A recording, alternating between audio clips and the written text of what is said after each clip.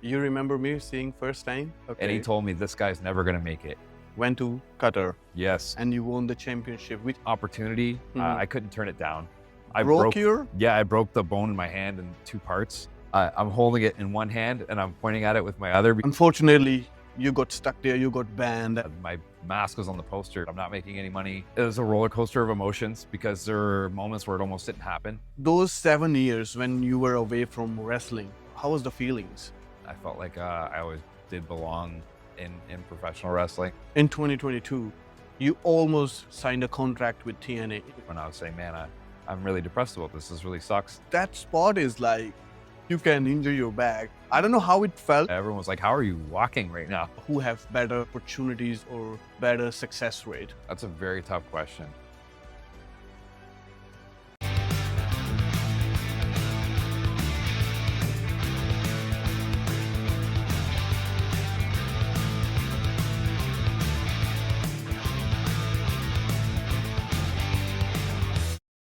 ਸਤਿ ਸ਼੍ਰੀ ਅਕਾਲ ਜੀ ਸਾਰਿਆਂ ਨੂੰ। ਮੈਂ ਹਾਂ ਤੁਹਾਡਾ ਆਪਣਾ ਭੁਪਿੰਦਰ ਗੁੱਜਰ ਤੇ ਅੱਜ ਦੇ ਇਸ ਪੋਡਕਾਸਟ ਦੇ ਵਿੱਚ ਮੈਂ ਤੁਹਾਡਾ ਸਵਾਗਤ ਕਰਦਾ ਹਾਂ ਜਿਹਦਾ ਨਾਂ ਹੈ ਟੌਪ ਰੋਪ ਰੇਡੀਓ। ਦੋਸਤੋ ਇਹਦੇ ਵਿੱਚ ਆਪਾਂ ਗੱਲਾਂ ਕਰਾਂਗੇ ਪ੍ਰੋਫੈਸ਼ਨਲ ਰੈਸਲਿੰਗ ਬਾਰੇ, ਰੈਸਲਰਸ ਬਾਰੇ, ਉਹਨਾਂ ਦੀ ਪਰਸਨਲ ਲਾਈਫ ਬਾਰੇ, ਪ੍ਰਾਈਵੇਟ ਲਾਈਫ ਬਾਰੇ ਤੇ ਇਹ ਵੀ ਜਾਣਾਂਗੇ ਕਿ ਕਿੱਦਾਂ ਦੀ ਸਟਰਗਲ ਰਹਿੰਦੀ ਹੈ ਜਦੋਂ ਇੱਕ ਰੈਸਲਰ ਬਣਨਾ ਹੁੰਦਾ ਹੈ। ਜੋ ਅੱਜ ਦੇ ਗੈਸਟ ਨੇ ਉਹਨਾਂ ਨੇ ਮੈਨੂੰ ਪਰਸਨਲੀ ਬਹੁਤ ਜ਼ਿਆਦਾ ਹੈਲਪ ਕੀਤੀ ਹੈ ਮੇਰੀ ਰੈਸਲਿੰਗ ਦੇ ਵਿੱਚ। ਜਦੋਂ ਮੈਂ ਕੈਨੇਡਾ ਮੂਵ ਕੀਤਾ ਸੀ, ਰੈਸਲਿੰਗ ਇਨ ਰਿੰਗ ਰੈਸਲਿੰਗ ਆਊਟਸਾਈਡ ਦਾ ਰਿੰਗ ਕਿ ਕਿੱਦਾਂ ਮੈਂ ਪ੍ਰਮੋਸ਼ਨ ਦੇ ਵਿੱਚ ਜਾਣਾ, ਹੋਰ ਸਟਰਗਲ ਐਕਚੁਅਲੀ ਕਿਸ ਡਾਇਰੈਕਸ਼ਨ ਦੇ ਵਿੱਚ ਲੈ ਕੇ ਜਾਣੀ ਹੈ, ਇਹ ਬੰਦੇ ਨੇ ਬਹੁਤ ਜ਼ਿਆਦਾ ਹੈਲਪ ਕੀਤੀ ਹੈ। ਮੈਂ ਜ਼ਿਆਦਾ ਤੁਹਾਡਾ ਸਮੇਂ ਨਹੀਂ ਲੈਂਦਾ ਤੇ ਮੈਂ ਸਿੱਧੀ ਤੁਹਾਡੀ ਗੱਲ ਕਰਾਉਣਾ ਚਾਹੂੰਗਾ ਐਲ ਰਿਵਰਸ ਤੋਂ। ਪਰ ਉਹ ਤੋਂ ਪਹਿਲਾਂ ਗੱਲ ਇੱਕ ਇਹ ਹੈ ਕਿ ਫੇਮਸ ਨੇ ਆਪਣੇ ਇੱਕ ਬੜੇ ਹੀ ਅੰਦਾਜ਼, ਜੋ ਇੱਕ ਅਲੱਗ ਅੰਦਾਜ਼ ਹੈ ਰੈਸਲਿੰਗ ਦੇ ਵਿੱਚ, ਜੋ ਕਿ ਮੈਕਸੀਕਨ ਰੈਸਲਿੰਗ ਤੇ ਨਾਰਥ ਅਮਰੀਕਨ ਰੈਸਲਿੰਗ ਨੂੰ ਮਿਕਸ ਕਰਕੇ ਇਹਨਾਂ ਨੇ ਇੱਕ ਆਪਣਾ ਅਲੱਗ ਹੀ ਸਟਾਈਲ ਬਣਾਇਆ ਹੈ। ਗੱਲ ਕਰਦੇ ਹਾਂ L ਰਿਵਰਸੋ। ਰਿਵਰਸੋ, how are you doing? I'm doing fantastic. Thanks for having me. It's my pleasure to have you. And I was just telling my people, believe me, I was just talking good things about you. So I was telling my audience how you helped me when I first moved here. I want to say thank you so much for all your help. How you feeling? How's your life going on? Oh, my life is in a really good spot right now. Actually, I have a 2-year-old. I'm married. Been living my dream, get to travel all across country of Canada and wrestle, even though I have some issues that limit me to certain things. Right. But I really can't complain about too much. The way that things are going with Maple Leaf Pro Wrestling, it's been a dream come true. Honestly, if you would have told me when I was a kid that I'd be involved in bringing pro wrestling to like the forefront of Canadian culture, that I would just, it's an honor. It's something I didn't think would be even possible. Yeah, you said you talk about like you have a kid, you have a family, and you talk about Maple Leaf Wrestling. We definitely jump on Maple Leaf Wrestling later, but first I want to know you as a person. I want to ask you like how hard it's being on the road all the time and traveling and having a family back home and waiting for you. Like it's almost every week we travel. Yes. So how you balance? Because you balance pretty well. I know Oh, the thank you. family. Yeah, they are super nice. First of all, I appreciate that. That you say my family is really nice. They love you. Obviously, you know that. My Yeah. wife loves you. My son loves you. Right. So it's really hard. Honestly, I think that the way that you look at it is there's certain people on both sides. Like your family is going to say like, oh, I wish you were here a couple more times. And then like some people at wrestling would say, oh, I wish you were here a couple more times. Right. And as long as you hear it on both sides, and I think you're pretty even. If you only hear it from one side or the other, then I don't think you're riding that line just the right way. So I think the best way that I do it is I work hard. I don't really sleep that much. You know what I mean? Especially right now with the 2-year-old. But I schedule things in. Like a weekend with the family is just as important as a wrestling show sometimes. So you have to take those weekends off like once a month here and there, and then make sure that you're spending time. And then when you have a weekday where you have nothing going on, you make sure that you enforce some family time and do what you can. Right. How long you are into professional wrestling business? Oh my gosh. I really got into it when I was 14 years old, believe it or not. I sold tickets. Yeah. 14 years old. 14. I was selling tickets for Border City Wrestling. And I knew I wanted to get into the school one day. And a friend of mine was, he'd always gone to the shows since he was younger even. And then so when I got involved there and selling tickets, I just was biding my time, learning how to get involved, going to the gym, learning amateur wrestling, freestyle amateur wrestling. And then eventually just met a few people that I looked up to that gave me the advice of like training with Scott and everything. And I just followed down that path and it led to me where I'm at today. Scott Demore, we all Yes. know. Like, he's a wrestling father to me. And in Punjabi, I want to say, like, ਉਹ ਇੱਕ ਏਦਾਂ ਦਾ ਬੰਦਾ ਸੀਗਾ ਜਿਹਨੇ ਮੈਨੂੰ help ਕੀਤਾ ਅੱਜ ਜੋ ਵੀ ਮੈਂ ਹੈ ਉਹਦੇ ਕਰਕੇ ਆ so I want to know, like, how do you met Scott? Just honestly, after shows, once in a while, he might say thank you for selling tickets kind of thing. But then the first time that I actually like got to have a conversation with him, a one-on-one, was I was supposed to do a training session at 16. They had an open camp for kids that were eventually wanting to become pro wrestlers or just involved in learning like certain aspects of the business. Like they taught us how to lock up and they taught us how to take an arm and a headlock, no bumps or anything like that yet. But my grandfather died around that time. Oh, so yeah. And I missed part of it, but then I got to talk to Scott and certain other things around that time. And he was like, oh, obviously very nice. And, you know, I wish I could make it, but then obviously kept in contact with me a little bit more afterwards. I think like when I sold ticket for him, there'd be little conversations here and there. And you would just say like, oh, thank you. You know, looking forward to seeing you next time and everything like that. And then when I got to the school, I specifically remember this conversation taking place where Scott told me I was too small, but he knew I had the passion for it because he knew I was always like volunteering and stuff. So he let me come in that day. And which year we are talking about? Oh my gosh, we're talking about 2003 when I first started. Like Wow. I came to the school, yeah, the very first time. Yeah. Oh, I want to ask you, how you feel you start at Can-Am Wrestling and now you are a coach there. One of the things I always like to tell people is if you have passion for wrestling and you have time for wrestling, then I have time for you. So anybody that comes into that school and they want to learn, they have a drive to be better, like not just as a wrestler, but as a person too, because you can tell those people that they come in and they want to do better with their diet and they want to do better with their decision making. Like they want to not just give up when things are hard. You know what I mean? They want to actually like toughen themselves up in the soul, and you can sense that. And so when you help somebody really become that person of them, the version of themselves that they envision, then it's so rewarding. You know what I mean? So when you actually you can be happy for those little steps when you see somebody take a headlock proper, when you see them run the ropes proper, and that's amazing. But then when you see it all come together and they get their first match or they get that apartment or, you know what I mean? They get to the shape that they're looking at, then it's so fulfilling, honestly. You remember me seeing first time? Yes, actually. And I remember, believe it or not, the very first time that I saw you, I was standing with a friend of mine that I started training with.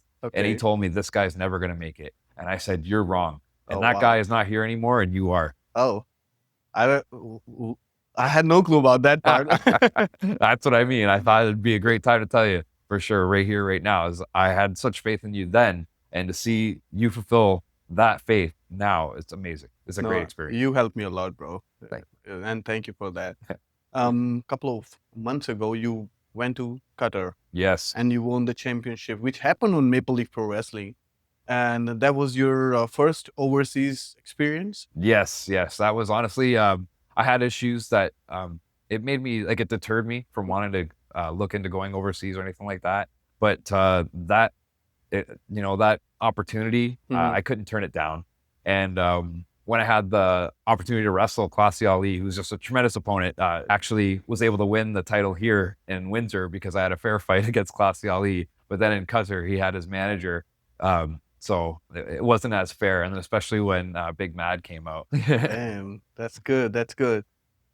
I remember somebody told me that you got banned to going to the States because you couldn't travel in the US and go and have a match there. We'll jump on that part in a couple of minutes. Okay.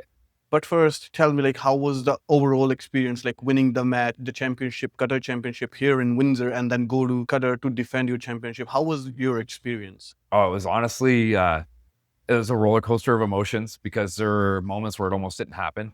So I almost couldn't even take the match because I broke a bone in my hand. It was the bone right underneath your middle finger right here. Oh, so you broke your? Yeah, I broke the bone in my hand in 2 parts. And it was 4 weeks before the match. And it was going to take 6 weeks to heal, according to the doctor. So I remember I went into like a physiotherapist and we worked towards getting the movement back and everything.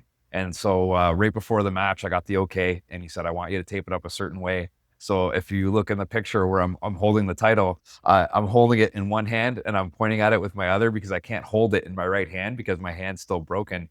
but I was able to get it just enough where I was able to compete for the title on that day and then be able to defend it in Qatar. Bro, So that's badass. Like, from here, I have to ask you a question. Like, I want to know it from you. Mhm. Like, how did you get banned in States? Because you're a Canadian born, Canadian raised.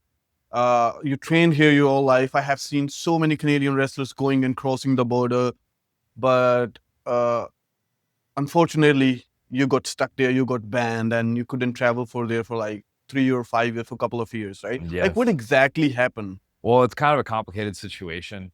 So as I said, I started in 2003. So at first, it wasn't that big of an issue to wrestle over in the States. Like you could wrestle and not make money, and uh, they weren't looking at you under a microscope Mhm. to kind of follow what you were doing. So I wrestled from 2003 to 2005. I had So you quite were a few crossing matches. before. Yes, I was crossing before. So basically, I had been crossing and wrestling for a little while, but it was just as I was very young and there wasn't very many opportunities in Ontario at the time. So it was basically no money, tryout basis. You know how it is like in the first year or so when you're wrestling, right? So then I ended up getting a lot better. And then from 2006 to 2009, I was in Alberta and I was wrestling all sorts of places. But Mhm. then I stopped in 2009 when I had a family. So then I took like 7 years off. And because of that hiatus, I felt like I needed to restart my career. So Okay. there was a history of it. So when I came back and I was restarting my career, um, basically I took a few matches again in Michigan, but it was kind of the same thing. No money, just tryout basis. And even the match where I got banned, it was only for a fair show. They had like fireworks and everything like that. Mhm. But they had a poster for it, and my mask was on the poster because like people think mask wrestlers are cool and stuff like. So when they pulled me in the office to talk to me about it, they said like, "Oh, why are you going over?" And I said, "I'm not making any money." And they said the exposure that you're getting is enough compensation over like what another American wrestler would get. So they wanted to use that as like a reason to ban me. And then they said that me wrestling from 2003, 2005, they had those matches. And so they said that, oh, I was wrestling so long ago that I have to be a lot further along than what I'm saying and such. And so it just, it didn't look good. But meanwhile, like where I was telling the truth, they didn't believe it Mm. because just the circumstance looked really poor. Like I said, I was on a poster. I had wrestled in Michigan in And 2005. And and probably they're thinking like you're gonna make a lot of money, but you are not telling them. exactly. And Yes, but meanwhile, it you was, weren't yeah, lying because you were just going there for the exposure and to yeah. have a good match. And that's what we do most of the time. Like when we start wrestling, Oh, we it's are not true. getting paid enough, right? And Maybe gas money sometimes. that's yeah, and like I said, I stopped wrestling in 2009, and that happened in 2015. So I'd spent from 2009 to 2015 not wrestling. So I was trying to really like get back into the reps. So I was back into the school for about a year before I even took that booking. And then like basically, like I said, one of my first bookings coming back, that happens, and I just didn't have the experience to or knowledge to know any better, But kind of thing. 7 years when you were away from wrestling, Yeah.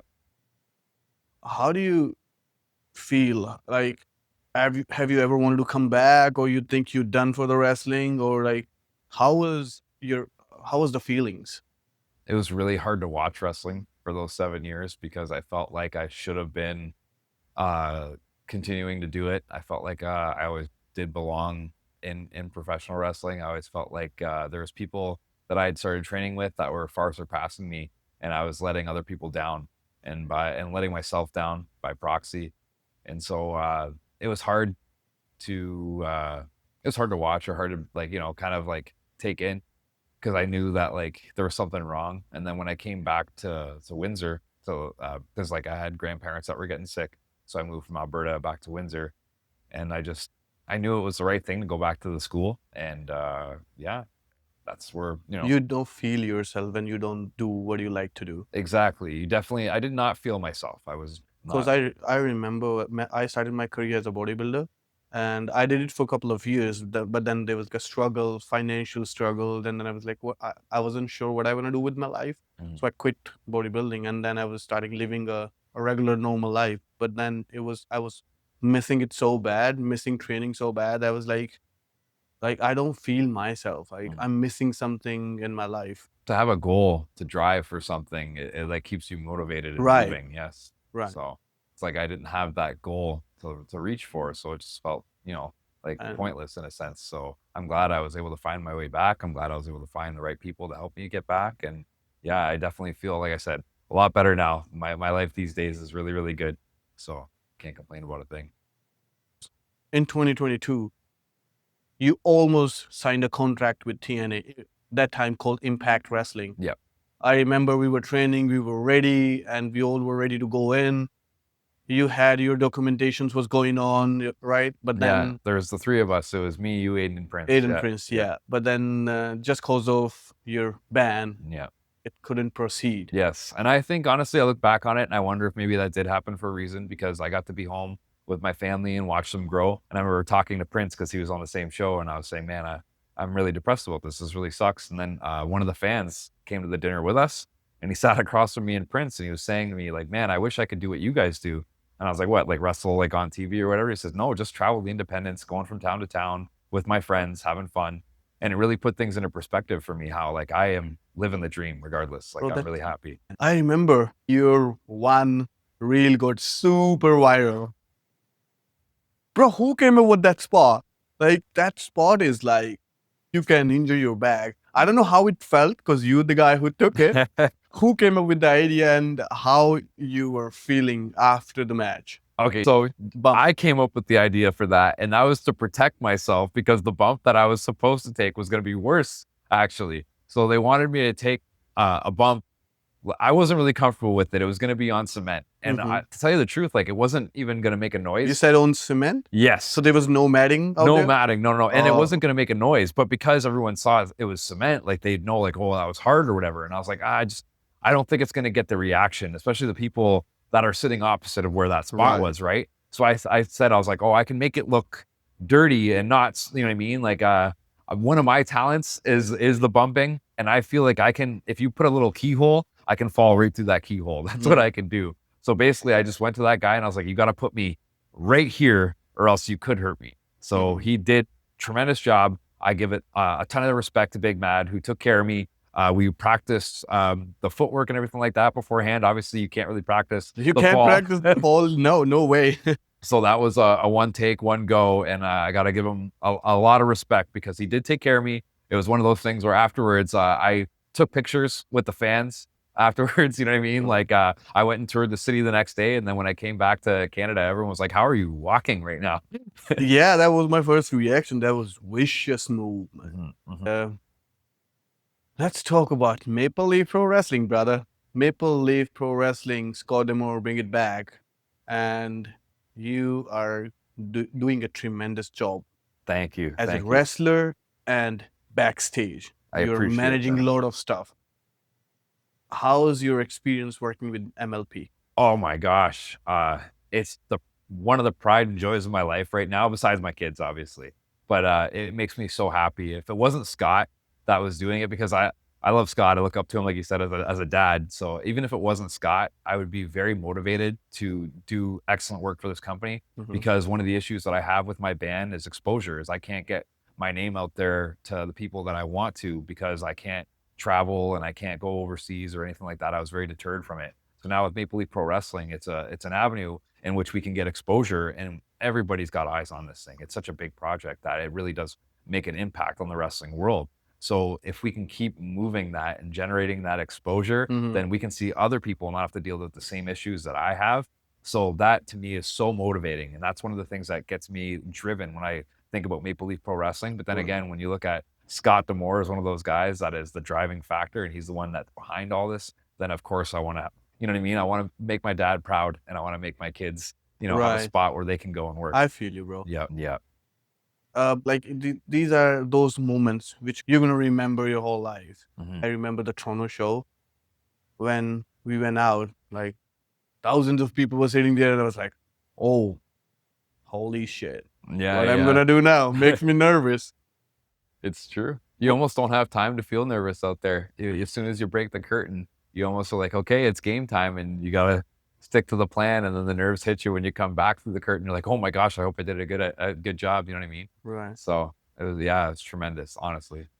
So, do you think if wrestlers born in Canada or in the West is it easy to become a pro wrestler as compared to a person who moved from other country? What do you think? Who have better opportunities or better success rate? A guy who born in the West, or a guy or girl born in some other part of the world, Asia, India, any part of the world? Like, what do you think? That's a very tough question. Honestly, I think that any part of the world, it's going to be a really tough position to get noticed as a wrestler because that exposure thing and then the knowledge. So I think that there's a big knowledge bed for pro wrestling in North America. So if you want to learn to be a pro wrestler, the best teachers are going to be there. So if you're around the world, you're going to struggle to find a good teacher, and then you're going to struggle to find good exposure. So I think that yeah, around the world, it's really tough. You're going to want to make your way to North America. You're going to want to make your way to like It's Ontario. You're going to want to make your way to like certain schools. What do you suggest people overseas who's watching this? If anyone sit and have a chat with you, I want to be a pro wrestler. What are you gonna suggest him or her? Well, there's a few spots where I'm like, hey, if you're close to this area or that area, like obviously QPW in Qatar, there, Ali Marafi is putting a lot of money into what he's doing. He's putting a lot of emphasis on a growing pro wrestling in that area. So there's people that are traveling from 6 hours, you know what I mean, away to train with what he's got going on there. But I think the best advice I would have isn't just to try and find somewhere that's locally. It would be make sure you are getting out of your comfort zone. Come to North America. Come to somewhere in You Canada. have to go out of your Yes, comfort zone. you have to. You have to because when you get out of your comfort zone, that's when you learn how to adjust, and then it's going to teach you about who you are, and then that teaches you how to be a better wrestler. Because what people always say is that the wrestler that you are, it's just you times 100. So when you find out who you are, that's when you can really magnify who you are to the fans.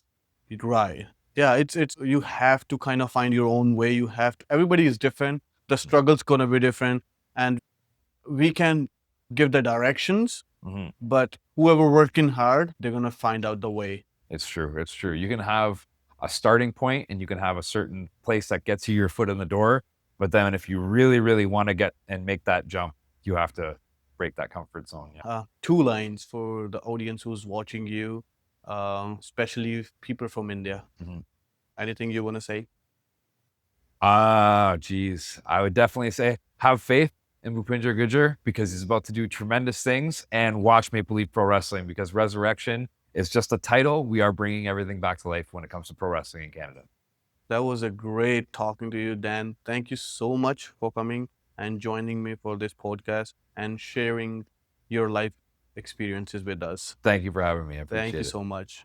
ਇਹ ਸੀਗੇ ਐਲਰੀ ਵਰਸੋ ਤੇ ਅੱਗੇ ਵੀ ਮੈਂ ਤੁਹਾਡੇ ਲਈ ਹੋਰ athletes ਲੈ ਕੇ ਆਂਦਾ ਰਵਾਂਗਾ ਐਂਡ ਮੈਂ ਇੱਕੋ ਰਿਕੁਐਸਟ ਕਰਨੀ ਹੈ ਕਿ ਤੁਹਾਡੀ ਸਪੋਰਟ ਚਾਹੀਦੀ ਹੈ ਲਾਈਕ ਕਰੋ ਸ਼ੇਅਰ ਕਰੋ ਤੇ ਕਮੈਂਟ ਕਰਕੇ ਦੱਸੋ ਹੋਰ ਅੱਗੇ ਕਿਹਨੂੰ ਲੈ ਕੇ ਆਈਏ ਬਹੁਤ ਕੁਝ ਹੋਰ ਆਉਣ ਵਾਲਾ ਆ ਆਈ ਜਸਟ ਨੀਡ ਕਿ ਤੁਹਾਡਾ ਪਿਆਰ ਬਣਿਆ ਰਵੇ ਤੇ ਟਰਾਈ ਕਰਾਂਗੇ ਕਿ ਜਿਹੜੇ ਐਥਲੀਟਸ ਤੱਕ ਕੈਮਰਾ ਨਹੀਂ ਪਹੁੰਚਦਾ ਅਸੀਂ ਉਹਨਾਂ ਤੱਕ ਇਹ ਕੈਮਰਾ ਲੈ ਕੇ ਜਾਈਏ ਉਹਨਾਂ ਨਾਲ ਬਹਿ ਕੇ ਗੱਲਾਂ ਕਰਾਂਗੇ ਬਾਕੀ ਮਿਲਦੇ ਹਾਂ ਜੀ ਤੁਹਾਨੂੰ ਇੱਕ ਹੋਰ ਨਵੇਂ ਪੋਡਕਾਸਟ ਦੇ ਨਾਲ ਤਦ ਤੱਕ ਆਪਣਾ ਧਿਆਨ ਰੱਖਿਓ ਸਤਿ ਸ਼੍ਰੀ ਅਕਾਲ ਜੀ